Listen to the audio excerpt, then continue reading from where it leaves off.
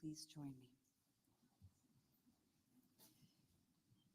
The Clinton School of Public Service deeply mourns the loss of founding Dean David Pryor, who passed away on April 20th of this year. Dean Pryor was integral to the founding of this school. We are here largely because of his vision and his dedication to founding this program.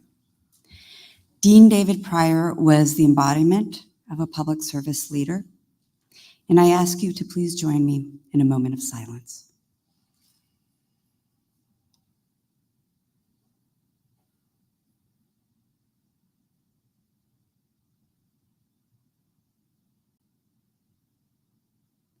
Please be seated. In 2012, Dean David Pryor served as the commencement speaker for our Clinton School graduation. And in his address, he challenged the graduates to return civility and bipartisanship to public service in America. Dean Pryor went on to say, we need to build those bridges that have been torn down by fear, by hate, by distrust, and suspicion. 12 years later, the need for these bridges could not be more urgent. We look at the polls, we look at what's on TV, we see what's on social media. Our social infrastructure is at an all-time low. We lack those bridges. In the words of Robert Putnam, Harvard sociologist who was with us last year. We're bowling alone. And in very non-academic, non-technical terms, we're in a funk. So the question is, how do we get out of it? There's no silver bullet. There's no one solution. But there is a common denominator to the solution set, and it is public service. More specifically, the science of public service. Because I would argue that public service entails both an art and a science, one that is based on deliberative and intentional communication, social exchange, data analysis, program planning, and program evaluation. It's not easy, and it's something, as I'm looking at our graduates, you can attest to. But each and every one of you has invested the last 2 years in acquiring these tools. Tools that equip you with the ability to exact positive transformational change. You are meeting founding Dean David Pryor's call to build and repair those bridges that have been torn down. And it's fitting that we are in Little Rock, a city of bridges, a city of many bridges, with one big damn bridge, but I'm going to put that aside. And in the founding of the Presidential Library, President Clinton's vision was to build a bridge to the future. We are bridges.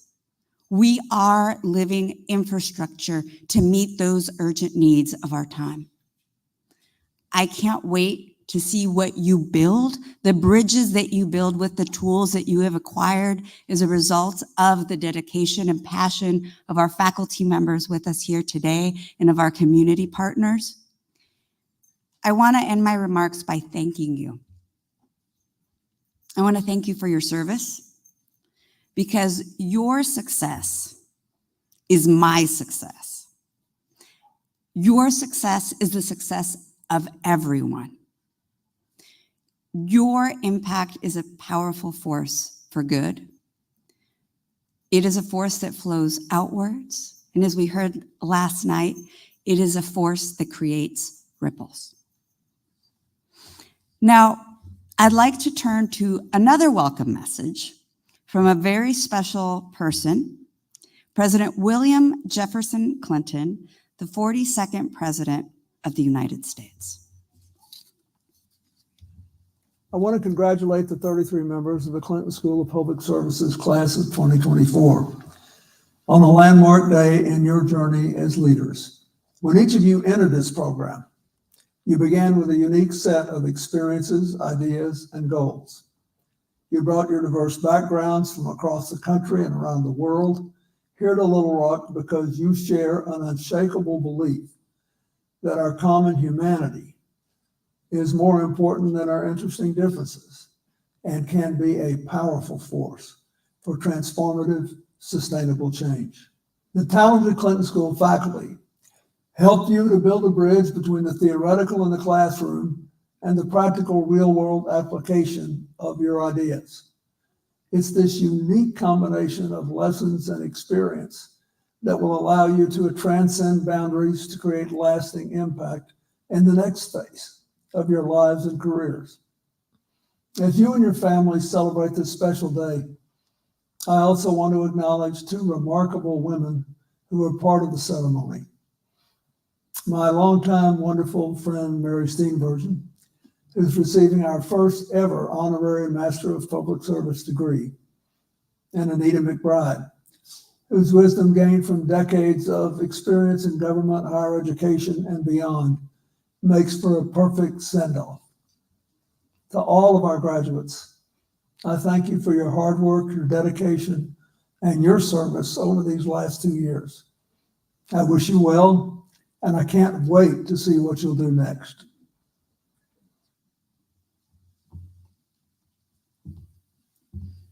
And now it is my pleasure to introduce the chair of the University of Arkansas Board of Trustees, Chair Kelly Eichler.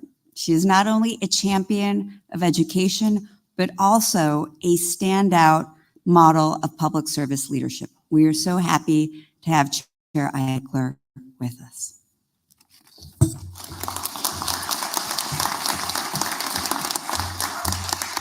Thank you, and good morning, everyone. It's an honor to be here as part of the ceremony. I get the honor of introducing two students to speak today, and I'm sure you will all be very impressed. On behalf of the UA system, I welcome you all to today's celebration of the class of 2024 for the Clinton School of Public Service. I'd also like to say a special thank you to Anita McBride, today's commencement speaker, for visiting Little Rock and sharing her wisdom with us all. Today, we honor the dedication and achievements of Clinton School graduates who have committed themselves to public service leadership. I'm thrilled to introduce two outstanding Clinton School students whose impactful work is already benefiting communities across Arkansas. Our first speaker will be Stephanie Vestal from the Master of Public Service degree program. Stephanie is a native of North Haven, Connecticut, who relocated to Little Rock from Washington, D.C. Thanks in part to her experience at the Clinton School, Stephanie has embraced Arkansas as her new home. Starting July 1st, she will be the Little Rock School District's new Director of Strategy and External Affairs. Next, we'll hear from Tamika Moore, who earned her MPS through Clinton School Online. Moore is currently changing lives across our state as Executive Director of the Arkansas Community Action Agencies Association. Her prior roles include Director of the Boys and Girls Club of McGee, Arkansas, and a teacher at St. Peter's Early Learning School in Pine Bluff. Now, please welcome Stephanie Vestal, our first speaker.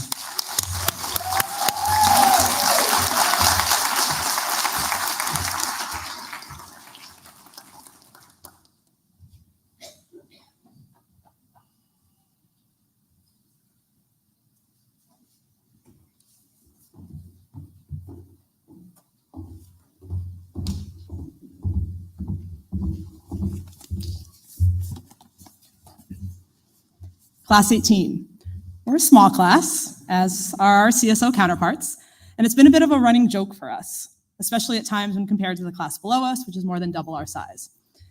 Once or twice at SGA, we joked that they could kind of do whatever they wanted. They just called the vote and overwhelmed us. So good morning. As you all know by now, I'm Steph Vestal, proud to be standing here representing the amazing Class 18, the Clinton School of Public Service. Congrats, everyone, we did it. I thank my classmates for selecting me, and while I know a Steph appearance would have been fun, I will try to give us all a little taste of what that could have been.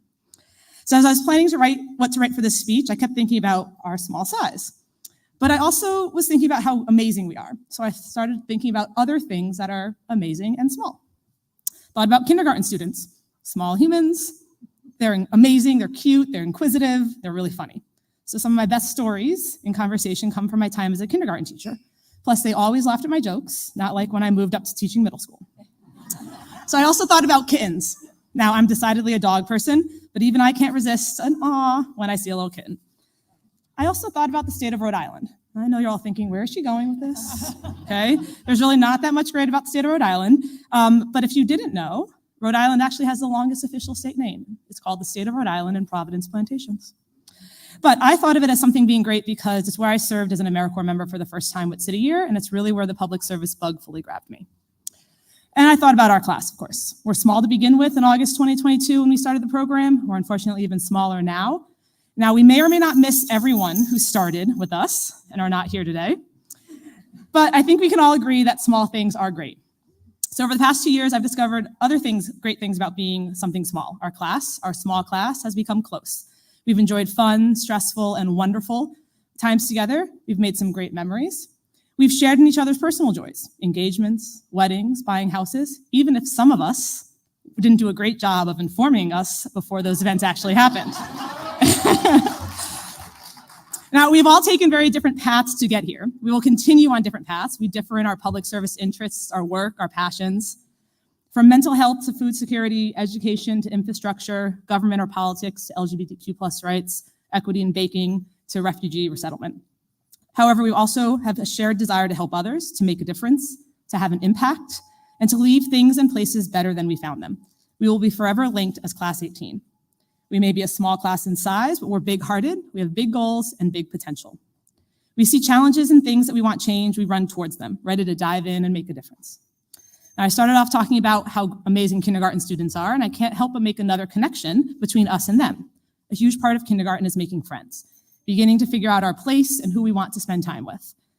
We may not be 5 years old anymore, but we did all come to the Clinton School, not knowing each other and curious about who we'd become friends with. So I know as an East Coast New England girl who came to Arkansas not knowing what to expect, I can truly say I gained each and every one of you as a friend, and I hope you all believe the same. Another great thing about being a small class is how close we've all become and the genuine connections we've made with each other. So to name a few, Seth and Claire, my SGA support team, Arjo, Augustine, and Seth, together we made up the best practicum team ever. Caleb Cox and Katie, my Blackberry Market Study Group. Of course, Katie for getting me through data analysis last year. Dotun, who can brighten any and everyone's day just by walking in a room and greeting you. Babs, who always gave us context when he spoke in class. Kately, who will start a revolution with and for us. Solomon, one of the nicest souls I've ever met. Cam, a fellow City Year alum, far and away the best dressed in our class. Rachel, always a voice of reason and shares the role of class mom with me. Alyssa, who we may have voted as class quietest, but you really just need to get to know her, and I'm glad I did. And Kayla Parker, who I know I can count on for a good sports or political chat, or both. Thanks to each and every one of you. We have made it, and we are better people for it. So I know I speak for all of my classmates when I say thank you to the faculty, to the staff of the Clinton School for guiding us on our academic and field service journeys, for being supportive of us every step of the way. Thank you to all of our friends and family members and guests who are celebrating this weekend with us, who have encouraged us through this program. To Ms. McBride and Ms. Steenburgen, thank you for being with us and speaking to us today. And finally, I would be remiss if I didn't give a special shout out to my wife, Amanda, also known as the first spouse of SGA. Doug M. Hoff has nothing on you. So to paraphrase something our classmate Arjo said to us last week, it's not just about the degree we're getting, but the people we got it with. He couldn't be more right, and I could not have wanted to go through this adventure with any other class. So as we end this part of our journey and transition to the next, I encourage you all to take time to be inquisitive, passionate, vulnerable, and self-assured. Take time to dream, to hope, and take risks. Remember to thank people and be thankful. We were put on this earth to live, not to simply exist, and it's the life in our years that matter at the end. So congratulations to the Clinton School of Public Service class of 2024. And now it is my pleasure to introduce our CSO student speaker, Tamika Moore.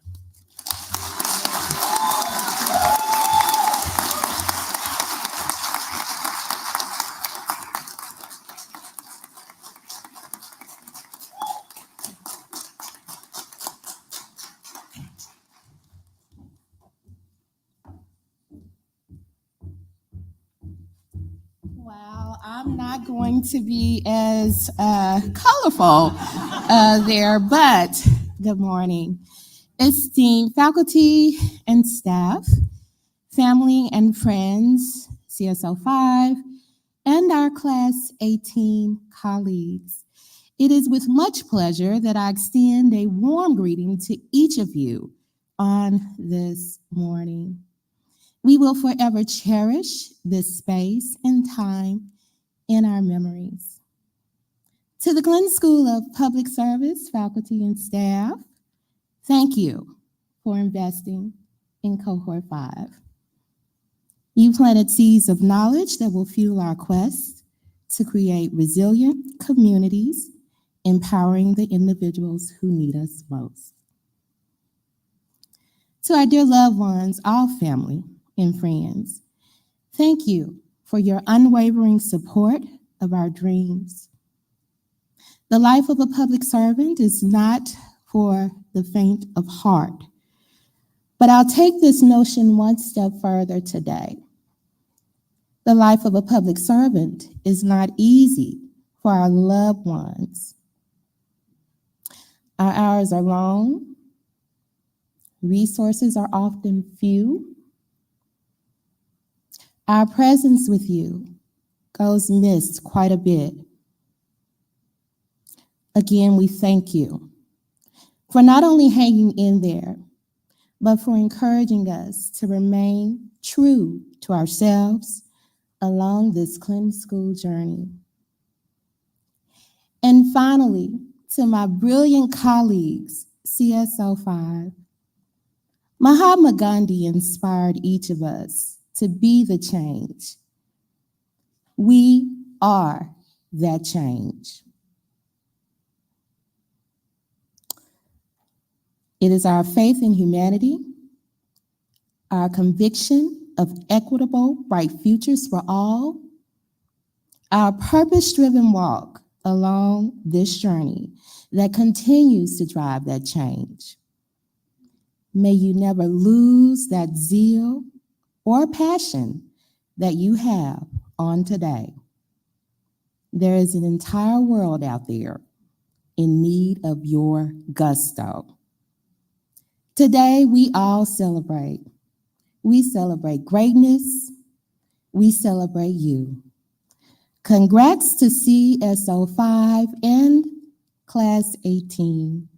This is only the beginning of a greater work. Thank you.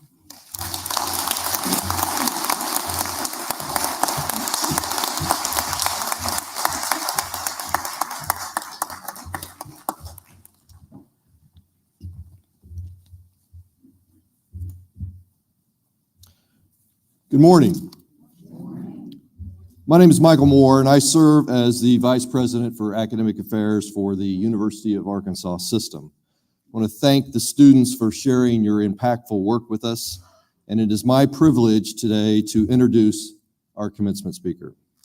Anita McBride is Executive in Residence and Director of the First Lady Initiative at the Center for Congressional and Presidential Studies in the School of Public Affairs at American University. She directs programming and national conferences on the legacies of America's First Ladies, known as the First Ladies Initiative, and their historical influence on politics, policy, and global diplomacy. Her experience includes service in 3 U.S. presidential administrations at the White House and the Department of State. She had primary responsibility for First Lady Laura Bush's efforts to support U.S. foreign policy objectives in human rights, women's empowerment, global health, and human freedom. As Chief of Staff, she directed Mrs. Bush's travel to 67 countries in 4 years, including historic visits to Afghanistan, the Middle East, and the Thai-Burma border. She served as Director of White House Personnel under Presidents Ronald Reagan and George H.W. Bush, and as Director of the U.S. Speakers Bureau at the United States Information Agency. Also, under President George W. Bush, McBride served as a special assistant for the White House management, as senior advisor in the United States Department of State's Bureau of International Organizations, and as the State Department's White House liaison. Wow. Her career in higher education and government illustrates the power of serving others and leaving the community better than when you started. Please join me in welcoming Anita McBride.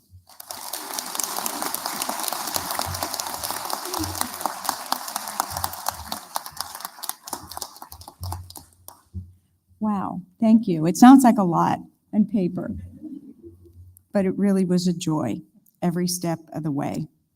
I want to thank you, Dean Soto, for inviting me. Chair Eichler, thank you for your service. Of course, Vice President Moore for introducing me, all of the distinguished faculty, some who are friends that are here, all the honorable guests, the beloved family and friends of our graduates, and above all, of course, congratulations to the graduates of the 2024 Clinton School of Public Service. I really do thank you for inviting me to share a very special day with you and your friends and family.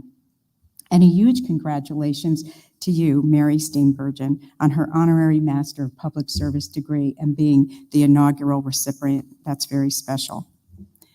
So normally, a commencement speaker faces an uphill battle, looking out on rows of graduates, staring back, eager for a guiding voice or word, knowing maybe a few of those faces a little under the weather from celebrations leading up to today's festivities, and also a bit dazed by the realization school is over, and now they're catapulted into a world in which they have yet to fully identify their place. So if I am facing an uphill battle today, it is for quite an opposite reason. I'm tasked with imparting some words of wisdom on an already very accomplished group.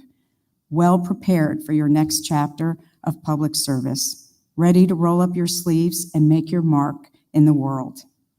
And one thing is for sure, the world really needs you. And one last point on uphill battles. The chances are pretty darn good you are not going to remember who your graduation speaker is today. In fact, as I prepared to address you, I was reminded of a story my former boss, First Lady Laura Bush, relayed to graduates during the 2009 commencement that she delivered at her alma mater, SMU. She admitted to having skipped her own master's degree graduate ceremony, but in preparing to give that commencement address herself, she looked up who the speaker had been when she graduated. Imagine her surprise when she discovered it had been her future father-in-law and the future president of the United States, George H.W. Bush. So 4 years after she bailed on her commencement address, she was married to his son, and the rest, of course, is history.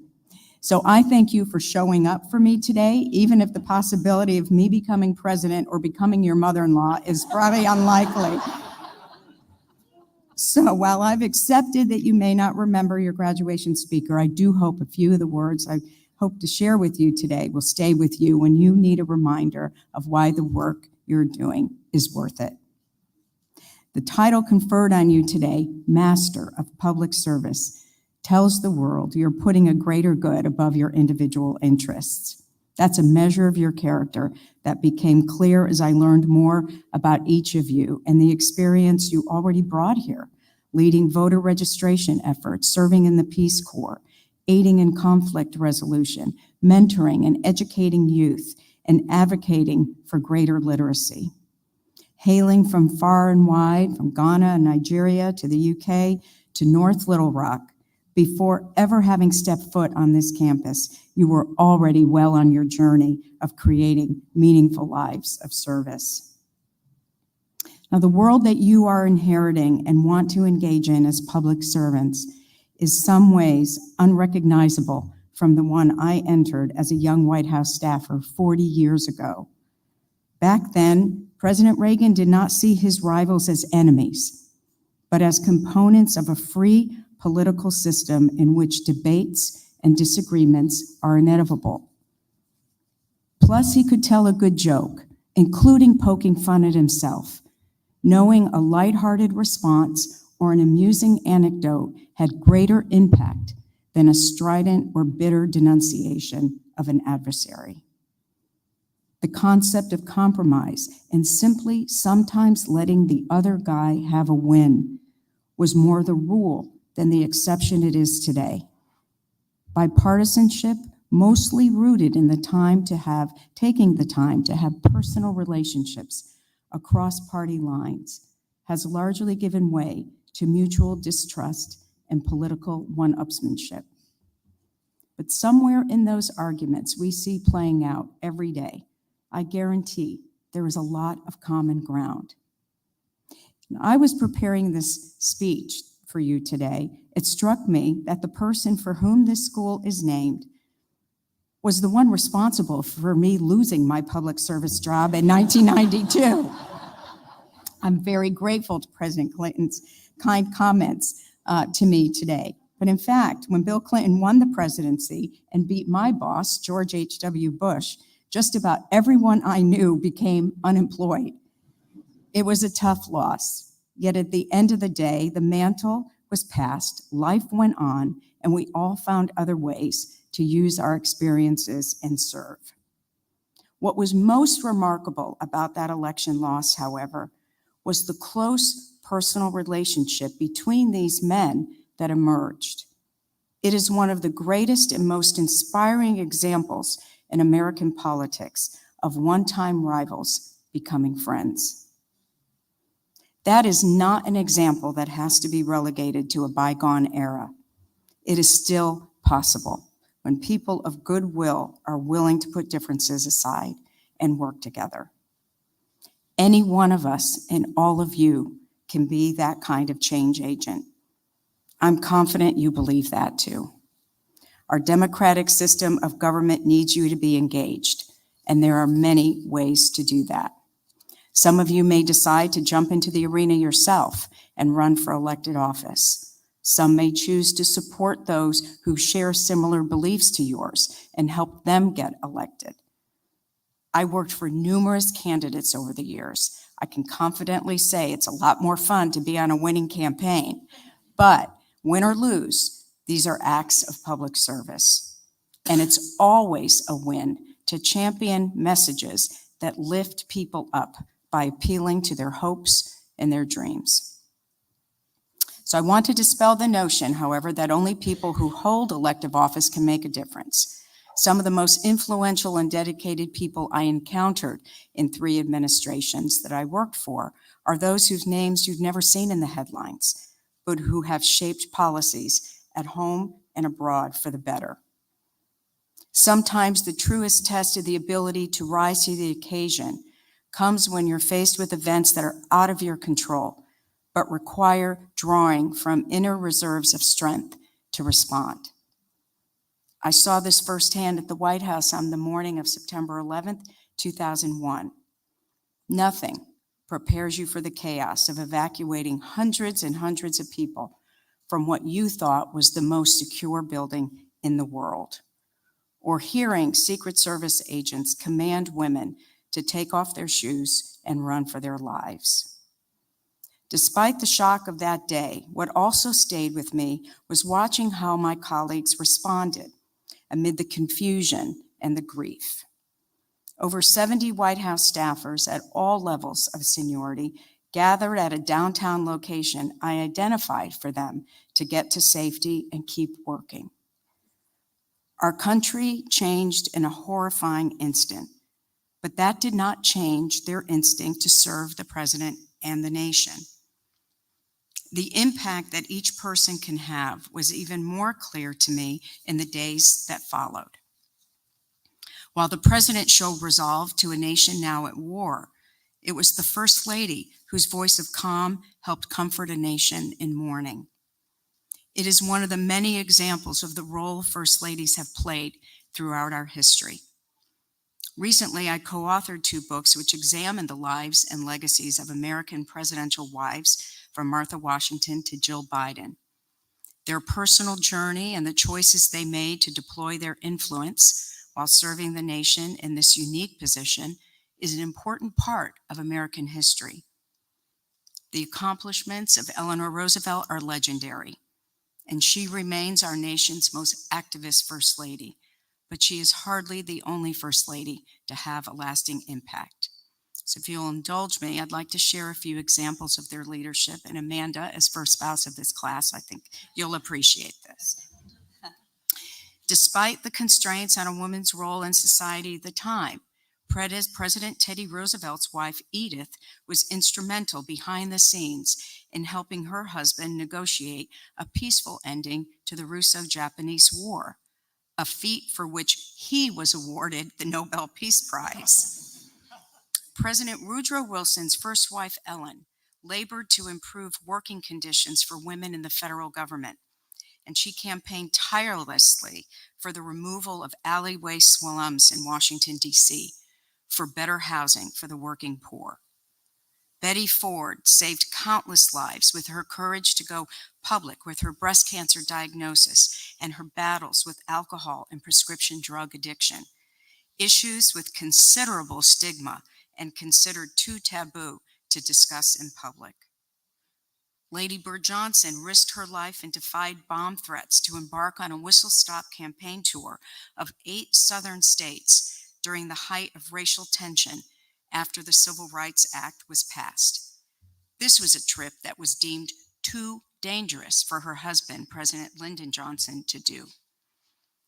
Now, less dramatically, First Lady Grace Coolidge kept a pet raccoon named Rebecca in the White House, a gift that was intended to be eaten by her and President Calvin Coolidge on Thanksgiving. This is an anecdote that speaks both to her eccentricity and Thanksgiving foods that have not stood the test of time. Just recently, at her funeral, we were reminded of the contributions of First Lady Rosalind Carter. Her commitment to improving mental health, and this is Mental Health Awareness Month, by the way, was a premier example of a First Lady determined to make a difference and undaunted by obstacles. When asked what kept her going, she once said, "You have to have confidence in your ability and then be tough enough to follow through." These words feel more relevant than ever. In my own work alongside Laura Bush, I saw a quiet, reserved woman who did not need to be the loudest voice in the room. But her words and her actions had meaning. After 9/11, she took to the airwaves as the First Lady to deliver the presidential radio address, drawing attention to the plight of Afghan women. At home and abroad, she advocated for initiatives on literacy and education reform and global health, including the President's Emergency Plan for AIDS Relief, known as PEPFAR, the single largest global health initiative ever launched by any country. And picking up the mantle from her predecessor, First Lady Hillary Clinton, Mrs. Bush expanded Mrs. Clinton's work on historic preservation and protection of our nation's heritage sites. Being by Laura Bush's side through all of that, traveled to 67 countries, 77 for her total. I was only there in the second term.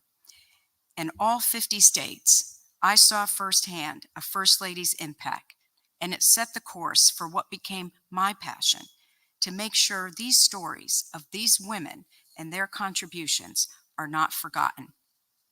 And speaking of Mrs. Clinton, I would be remiss not to highlight the enormous impact she has had.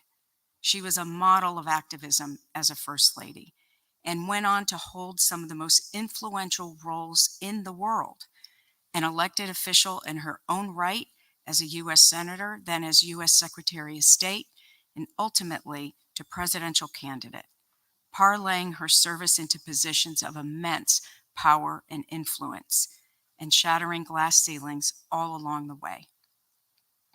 Throughout our history, First Ladies have taken this unelected, unpaid, undefined role and constantly reinvented it to both reflect their experiences and interests and to respond to the circumstances and needs of the times.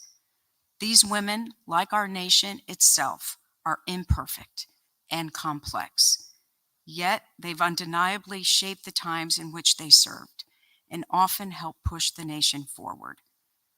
They use their unique platform, and you too can and will put your unique imprint on this world.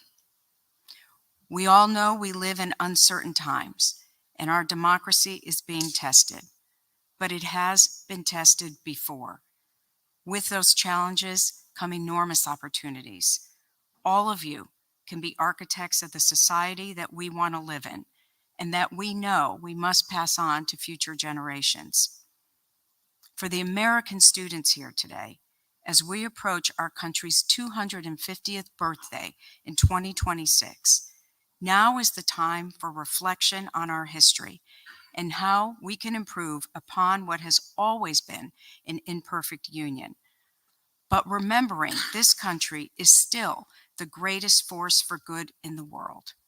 Let's live up to that. Live your life with gratitude and grace in your heart, integrity and cheerful perseverance in the face of challenge. If you meet the world with positivity and enthusiasm, the world will rise to meet you, and people will be drawn to follow your example. Stay purpose-driven, even as you hit life's inevitable speed bumps along the way. It will help you rise above any frustration. And remember this, your ability to make a difference is directly proportional to the belief that you can do it. And one more thing, I challenge you above all else, be an antidote to despair. Lead with a sense of curiosity that brought you here in the first place.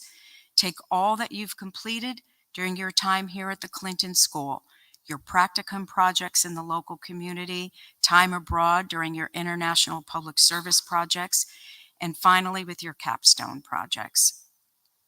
Lead with eyes open to creative solutions to complex questions. I hope you will spend your careers creating the answers.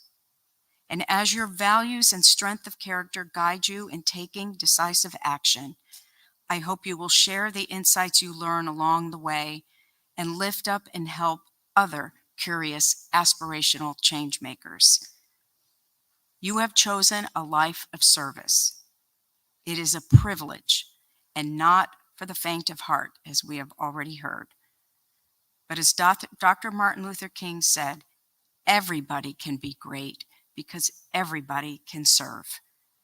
So step into your greatness. Thank you for inviting me. I wish you all the best and congratulations to the Clinton School of Public Service 2024.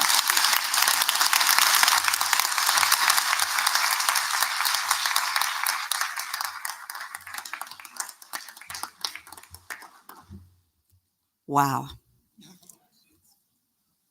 I want to start off by thanking you, Ms. McBride, for your decades-long public service. We all know here the commitment, the passion, the difficulty that entails, and for sharing your time with us here today. It was very meaningful to me to have you as our commencement speaker, because this core theme of bridging that undergirds the Clinton School of Public Service is something that you embody, that you uphold the belief in the strength of our diverse nation, in bipartisanship, and in unity. And for this, I am so privileged to have had you here today.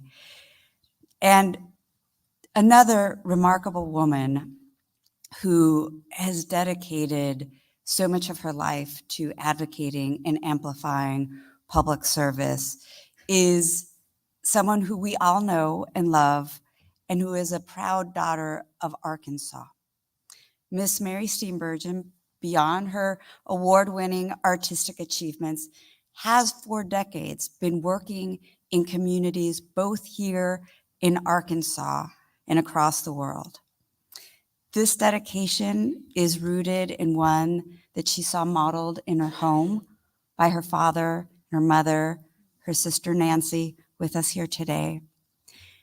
A 2018 inductee into the Arkansas Women's Hall of Fame, Steenburgen has advocated for a number of Arkansas-based organizations. Arkansas Children's Hospital, where she volunteered as a teenager, the Elizabeth Glaser Pediatric AIDS Foundation, the Arkansas Rep, the Thea Foundation, Blackbird Academy of Arts, and Heifer International. Her service roots run deep, but at the same time, they are globally wide. In using this platform to tirelessly advocate for education in the arts, environmental conservation, and a host of other causes. Over the course of her career, she has demonstrated the portability of public service, and that public service is not a role, but it's a lens. It's a lens that you put within your toolkit. In our degree, our Master in Public Service is a portable set of skills to affect change and impact across sectors and across issue areas. Thank you, Ms. Steenburgen, for your voice, for your service, for your example. We are happy to welcome you back home for the conferral of the first Honorary Master in Public Service. At this time, Ms. Mary Steenburgen, I invite you to come forward for the presentation of the Masterhood.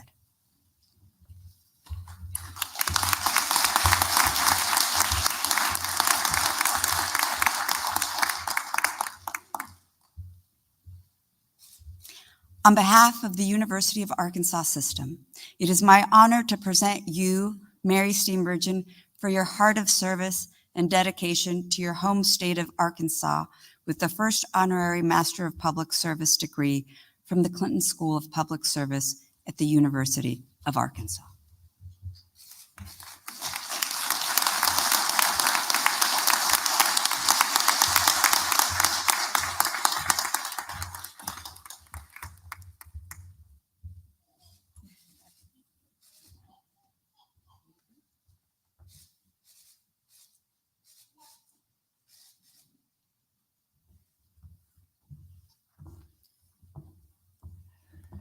Oh my goodness.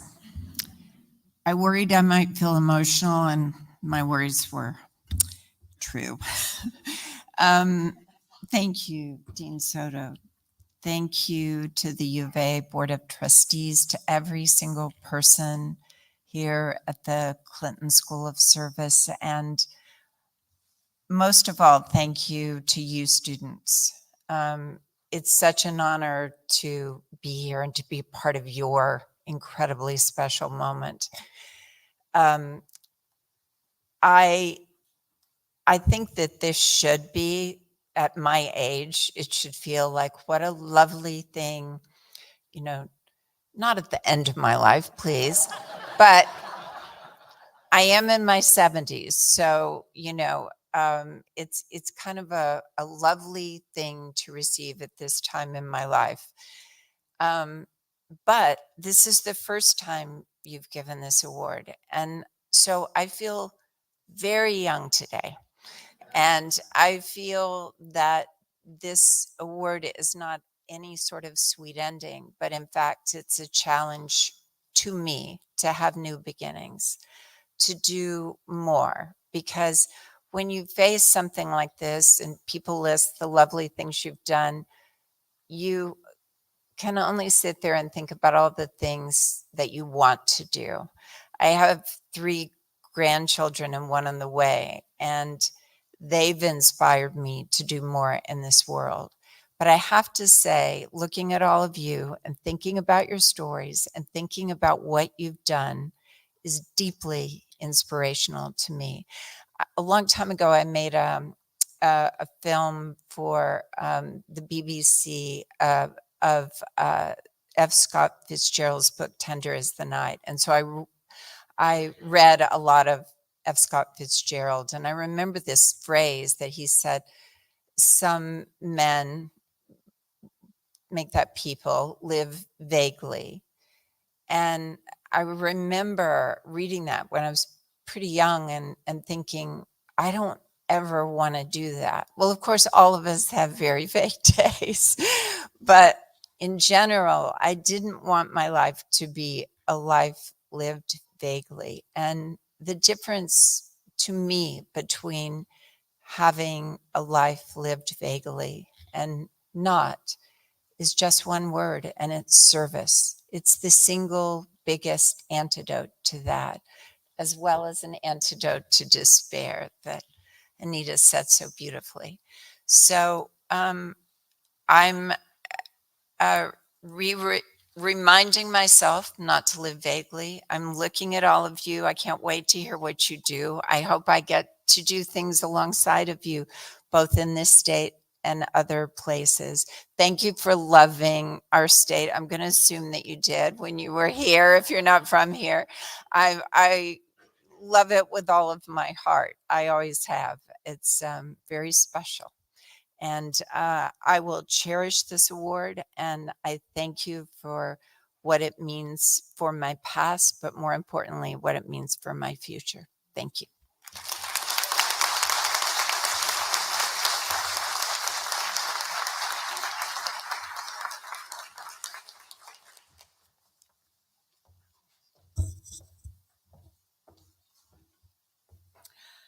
On behalf of the faculty, it is my honor to certify the candidates for the Master of Public Service. Will the candidates who are to receive the Master of Public Service degree please rise and remain standing?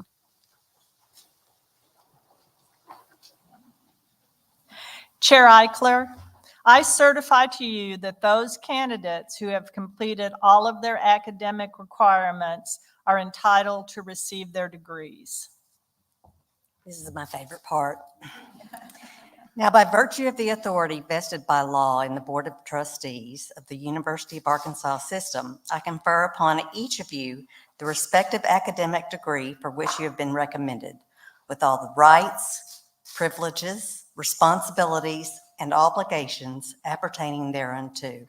And I offer my sincere congratulations. You can now take your tassel from the right side of your hood or your cap to the left side. It is now time for the graduates to take the stage for the presentation of their master hoods.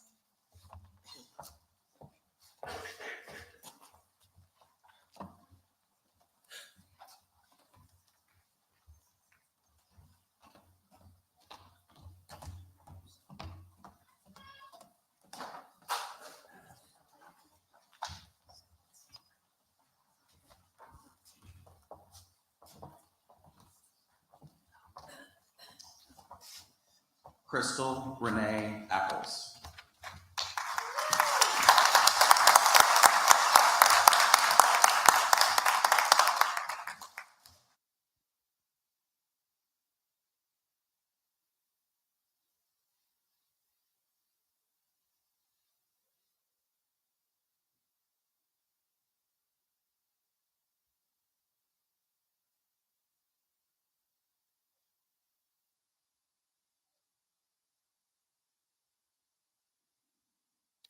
Augustine Amankwa.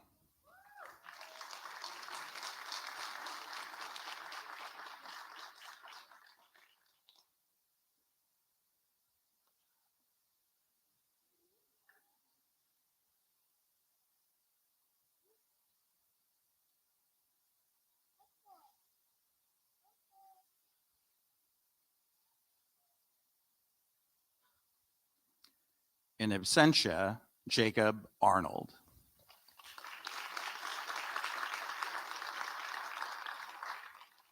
In absentia, Teresa Bow.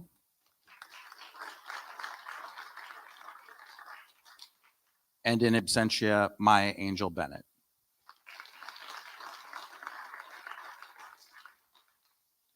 Sakia Brent Brown.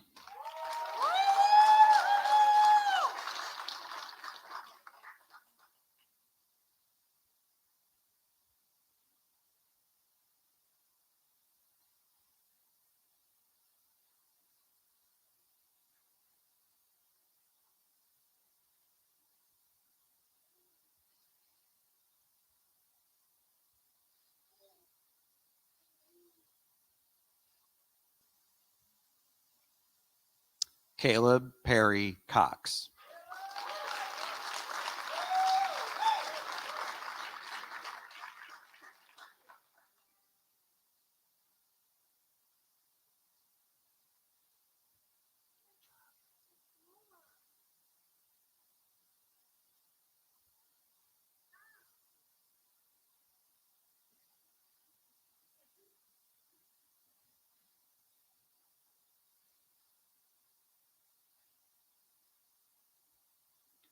Sonia M. Davis.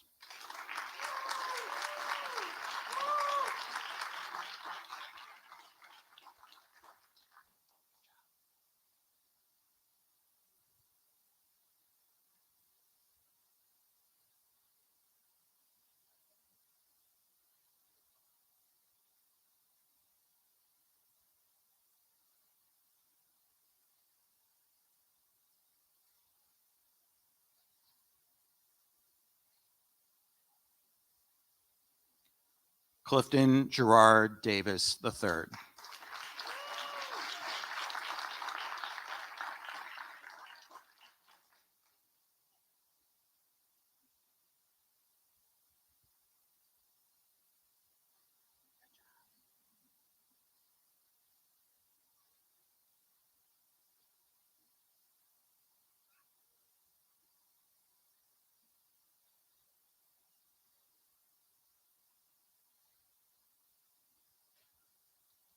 Kately Taylor Frazier.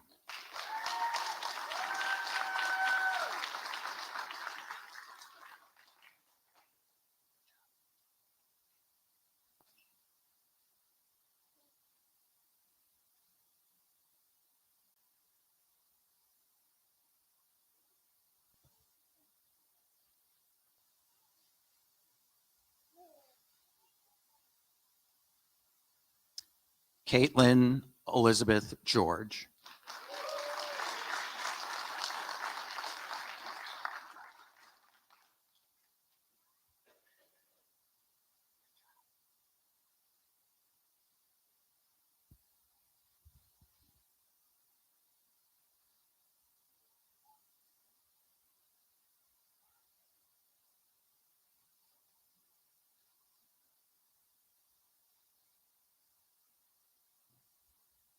Alyssa Jones Golub.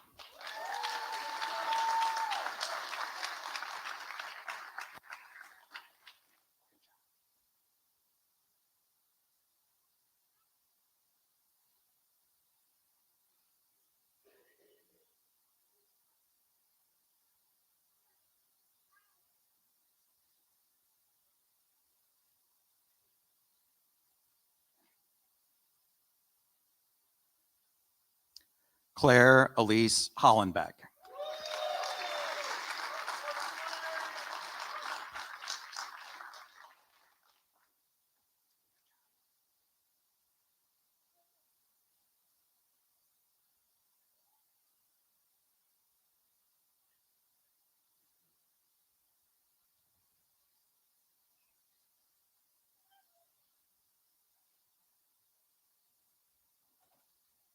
Cambry Horn Brooks.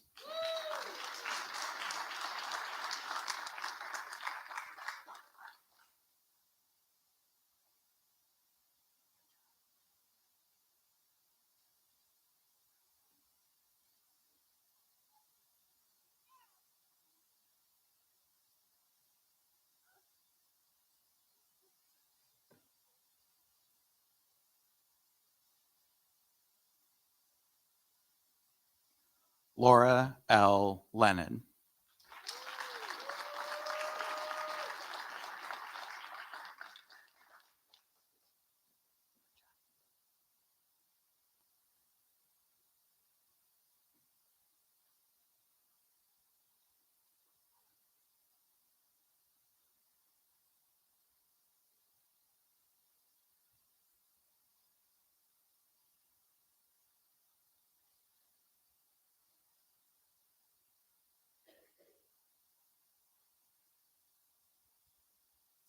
David A. Lewis.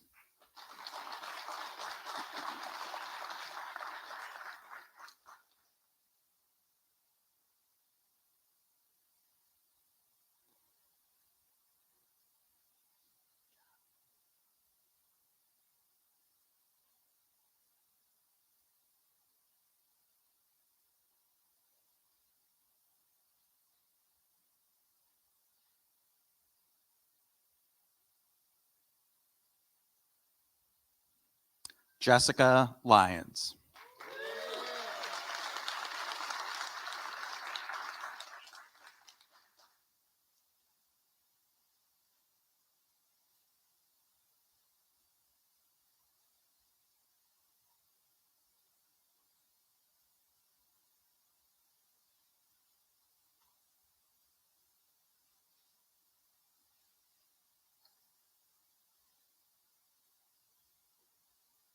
Vincent J. McCaskill.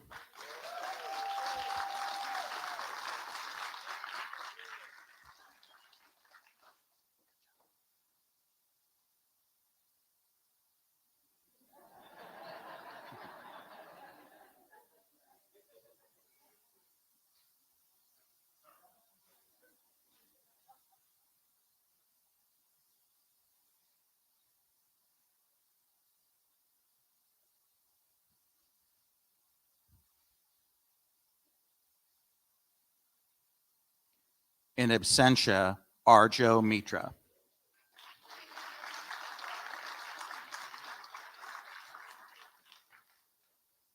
Rachel Monahan.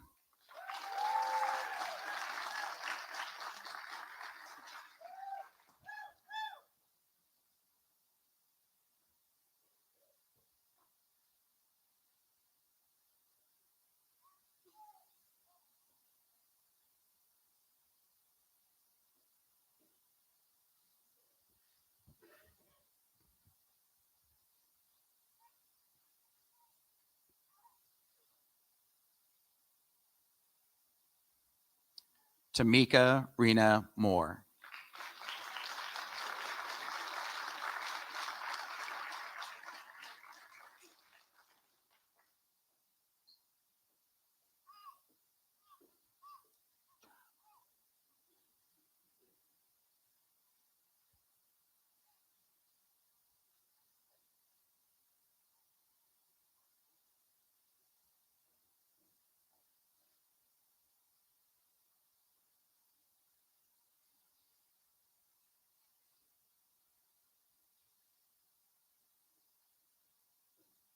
In absentia, Matthew George O'Neill.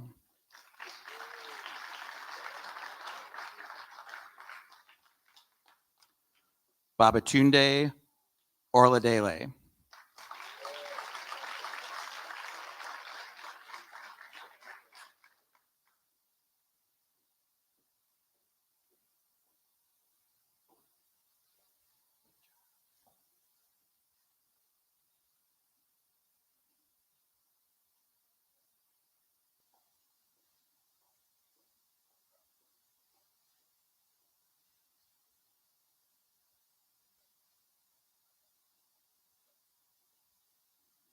Oladotin Opeulua Olagbaju.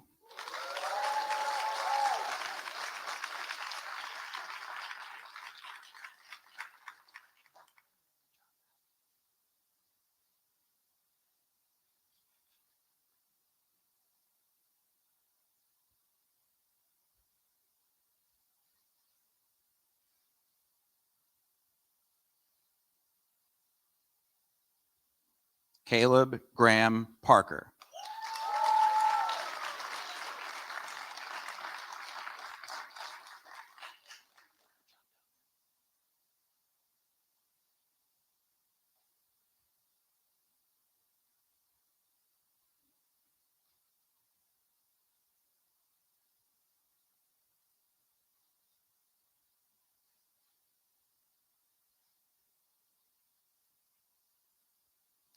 Solomon Quorum.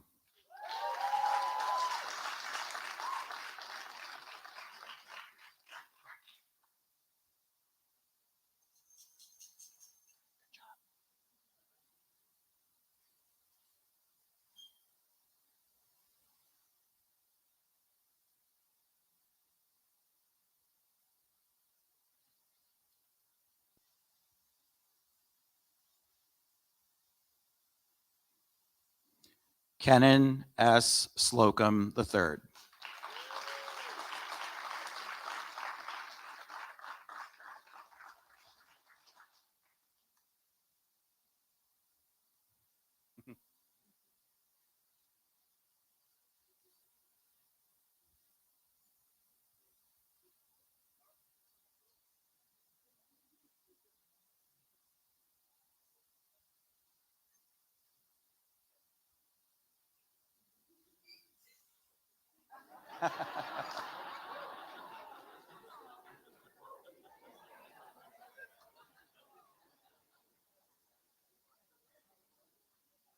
Stephanie Lynn Vestal. Good job.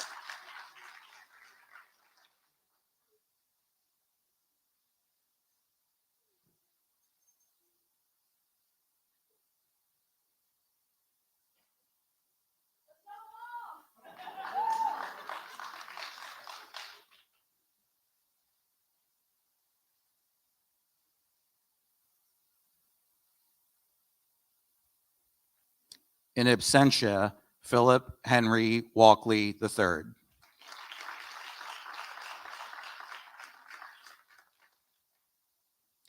Cameron Joy Witt.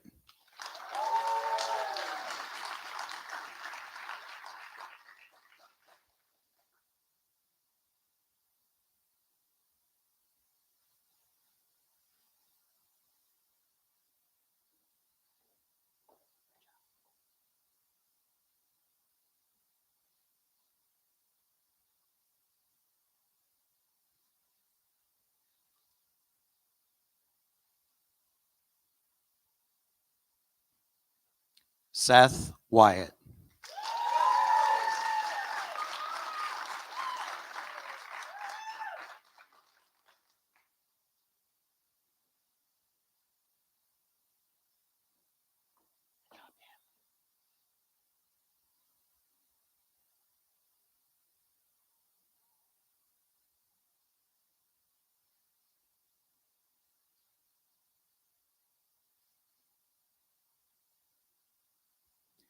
In absentia, Caitlin Cecilia Zakarzuski.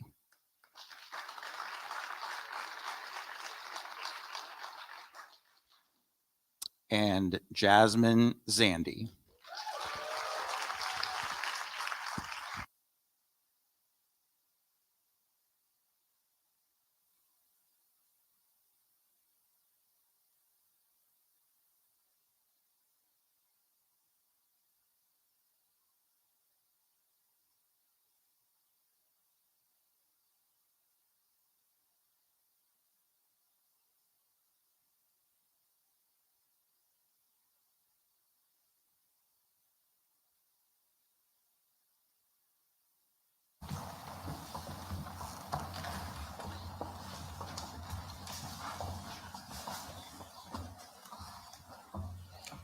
I'd like to ask for one more round of applause for our graduates.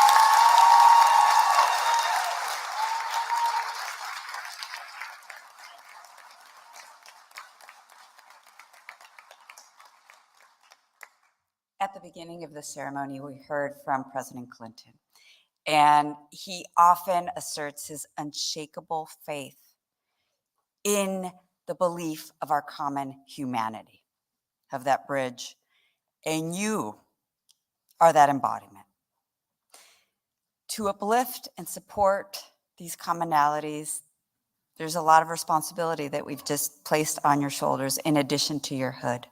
But there is no doubt in my mind that you will accomplish great things across the state, across this nation, and across the world. Your life in public service is a living illustration of the power of bridging. I also want to congratulate Ms. Mary Steenburgen. Your work is a testament to the power and spirit of public service, and to Ms. Anita McBride, again, for your example of the power of public service, and let me just add, of the power and the awesomeness of women. Thank you. And I want to end by thanking the family and the friends of the class of 2024, because as we hear from Secretary Clinton, who often says, it takes a village. And we have an incredible village that supports all of us in the work that we do in public service. Congratulations, felicidades, class of 2024.